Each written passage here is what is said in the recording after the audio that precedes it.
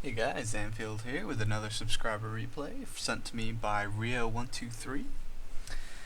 This replay, he's playing in his bat shot with his platoon mate Matey from the same clan, I guess. He's playing in his M48 pattern, so we've got two tier 10 mediums here, so it should be an interesting game.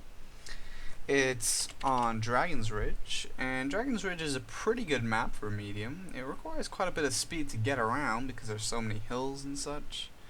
So medium's a pretty good tank to be in. You don't really want to be in a heavy or tank destroyer. There are spots for you to go for those tanks, but it's a little harder to play. Although in this particular case, he's up against an M4043 and two GW Panthers. That wouldn't be so bad for a heavy. It's really only when you get a bunch of chariot arties that this map can be difficult. So he's going to the typical medium spot by the looks of it, which is basically down the 1-2 area. Mediums like to go over there. Personally, in my medium, it depends. My bat shot, I'll probably go over there, but the E50 I like to brawl in the town, make myself useful down there. So generally I find it's a waste of time to go down the 9 line. It bogs you down. You can't do anything. You can't flex. If you get capped, you're screwed. I don't like areas where you can't flex and react. Now, interestingly, I did say that he looked like he was going to the 1 line, but he's not. He's cutting a little bit short and going up the 3 line. This ramp will take him to just the edge of the main city here. So it'll be interesting to see how he uses this. Their bat shot has been spotted in the middle of the town. Yeah, it looks like they do have a bat shot there and a T-30 as well. Oh, they're just Patton's been spotted. Oh, that's a terrible position. Oh, what is he doing? Oh, that is a really bad move.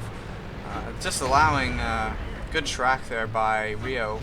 And if he can keep shooting that road wheel, he's moved. Oops, I lagged a little bit there. He's moved his gun over a little bit there. But if you keep shooting the back or front road wheels on the side of the tank, you can continually track someone. Whereas if you're just shooting them in the side, it doesn't keep him track. But that was a good initial track. Kept that Patton there, allowed him to get more damage, and eventually he got killed and wasn't able to get away from his pursuers, as it were. I'm not sure what that Patton was thinking, but regardless. One of the good things about the bat shot, as I mentioned in the other video, is it can come in and just pick off stray tanks that don't have any support. It does it best when there's tanks that are weak, but since it has a potential damage of 2,000, it can kill a Patton in one clip if it penetrates all of them. Now he looks like he's going to try and shoot this T-30 here. He just got shot by something, or maybe an artillery splash. It looks like he's elected not to fight the T-30. He probably could have got away with it. The T-30 is not incredibly accurate. As long as he moved plenty, he probably could have put some shells into it. The T-30 has something like a 19-second reload, which is ridiculous. And he's going to clip before he gets multiple shots off. But he does have more shots than T-30 now. It doesn't look like he sees him. He's looking the other way. And this doesn't look like it's going to end well for that T-30. There we go. The bat shot's an interesting tank where sometimes it feels like it's going to hit everything, and it really does. And in other games, it just misses. You get the worst RNG. It's an odd tank.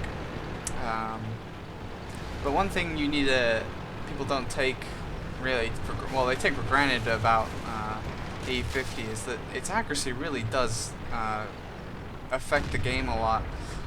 As you'll notice when you're playing a bat shot or a Patton these days, the original Patton was really accurate, or some of the other mediums, although they're really accurate usually, the super accuracy on the E50 does make a difference. Let's see if he's able to do a number on this E4 here that's backed up and allowed him to shoot at him. He's disappeared, that's a shame. Who was spotting him? It must have been the people over at F6. Now in this situation, Rio's doing well. He's put pressure on them.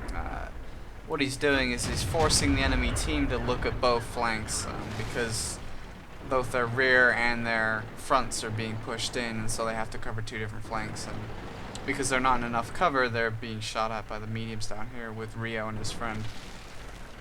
It's still a pretty close game. It looks like the enemy's going to take it, though.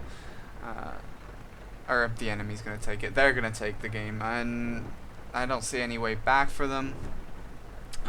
Not enough of Rio's team's tanks to low enough HP. I mean, from what I have seen for like a brief second, like right there, you can see that a lot of the tanks still have a lot of HP, so they should win this game. Rio's done a nice amount of damage, 4,400.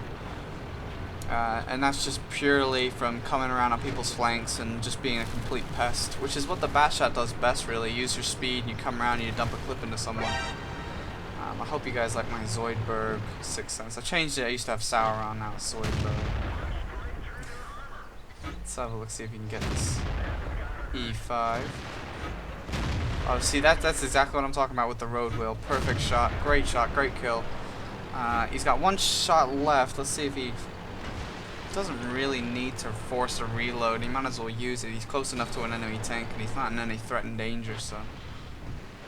And his teammate just gets the final hit on that KV-4 there. He's done 5,900 damage so far. Maybe it's a little bit more just because XVM can't read damage that you shoot blind, as I said in the previous video. It's still useful. Now he looks like he's going to take this E4 on. He could be killed if the E4 rolls well enough, but especially now. Oh no, oh, that's unfortunate. He was just not able to get that penetrating shot on him. The E4 is trying to chase him with his turret. To be honest, he probably could have just rounded him a little bit. The E4 doesn't have a fully rotatable turret. It can only rotate it a certain amount, basically halfway down its hole, and then it has to go back the other way if it wants to turn around. So if you get around there, you're pretty much safe. Let's see what he does here. He might... Ooh. Yeah, he was a little bit adventurous there. Probably a little eager to kill him. The GW Panther missed. He could have easily killed him. But it looks like now Rio's gonna... I think that shot just went through his gun. Oh. See, Rio, that's what you get for not being... see, he's laughing about it. Yeah, you should always be... Oh, that E5 got 8 kills. You should always be very careful when you're playing. I don't think you should ever really let your guard down.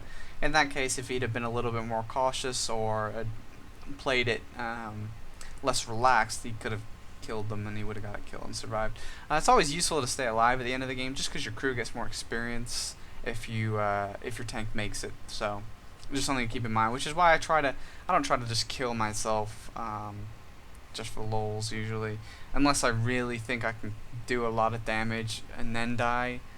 It's not worth it usually. Just, if you're gonna win, you're gonna win, right? So thanks for sending the replay in, Rio. It was a fun match for me to watch.